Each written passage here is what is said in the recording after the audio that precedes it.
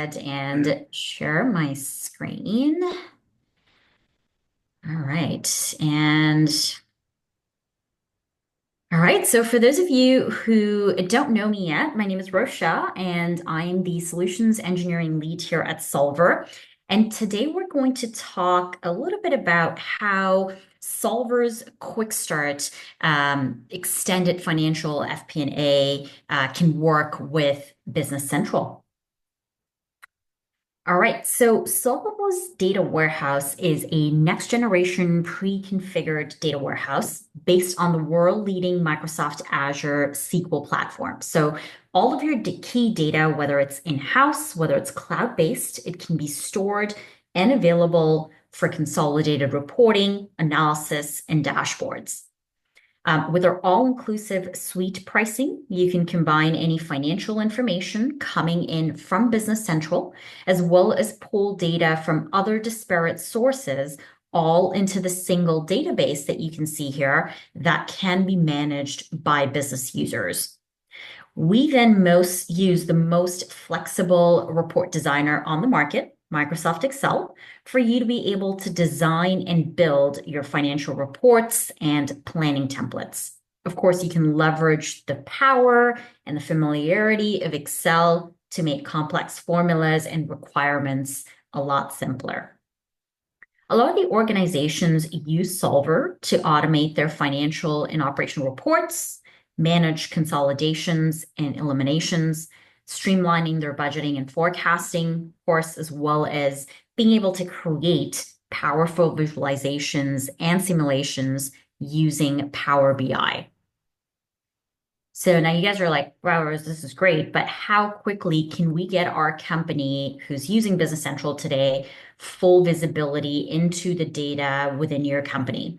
And really the answer lies in our rapid deployment technology, Quick Start. So this is patent pending, and this is specific to Solver. Most of the solutions in the market take weeks, if not months, to implement. But with Solver's Quick Start program and the template marketplace, customers are up and running in just one day.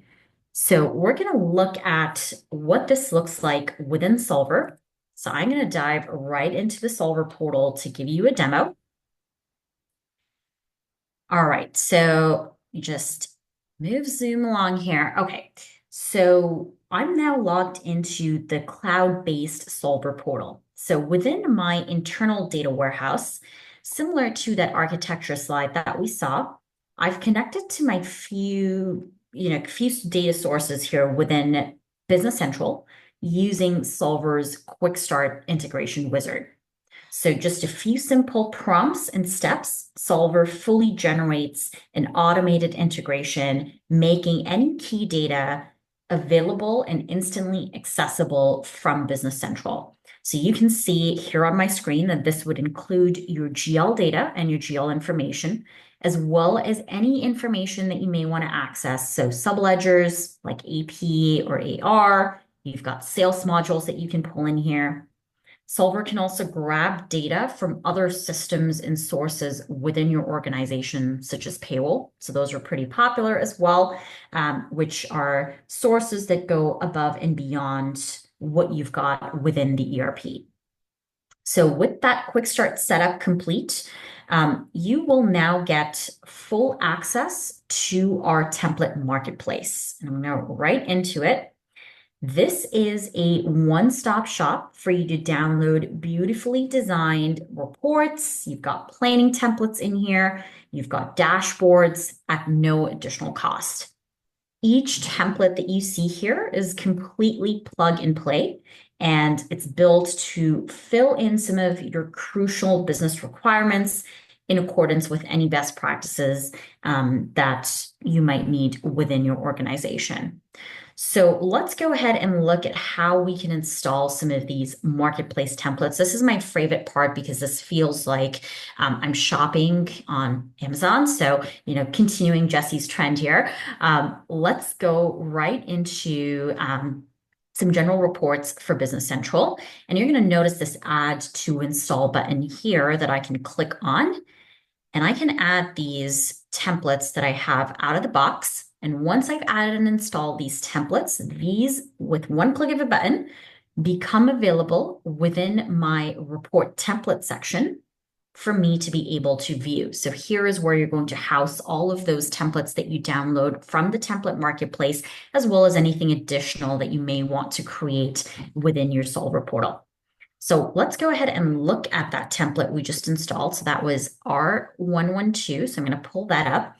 And essentially what this report is doing is it just gives me visibility into my current year date by month, as well as my budget that I've already done within Solver.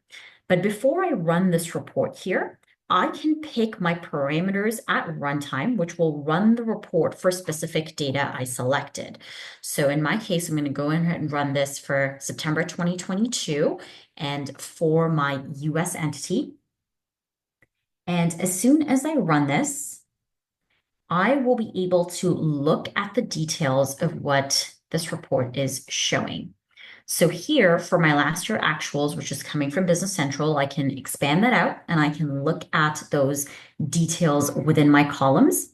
I can also look at some account groupings here and take a look at those details around what that looks like to just get some greater visibility.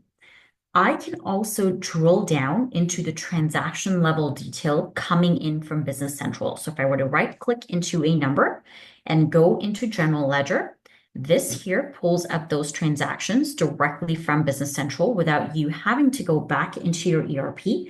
But this gives you, again, some greater visibility into all the transactions coming in and the fields that are associated with those transactions. I can then have security controls in place for those different users to have access to certain accounts or certain areas of the business so they can analyze that budget or that report just in terms of what's relevant to them. All right. So within Solver, you're also just one day away from better predictions with comprehensive budgeting and forecasting models. So I'm just going to switch over here and we're going to look and talk a little bit about some of the budgeting and forecasting capabilities. So aside from just being able to budget and forecast at the GL level, Solver also gives you the capability to do it at a more granular or detailed level. So let's go ahead and look at this payroll budget example here that I'm going to click into. Within this example, I can easily add, so I've currently got my existing employees that I'm pulling in from a certain payroll solution that I'm using.